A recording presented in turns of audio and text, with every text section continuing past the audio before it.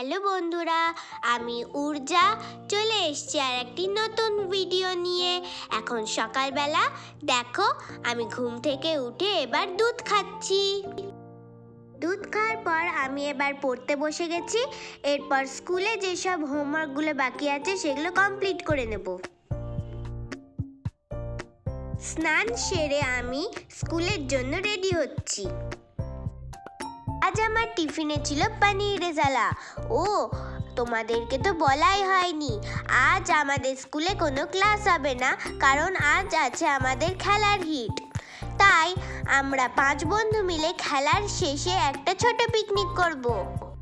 আমি অলরেডি স্কুলের পথে বেরিয়ে পড়েছি। পথে দেখলাম কিছু bike rider safe drive safe লাইফের বার্তা দিচ্ছে।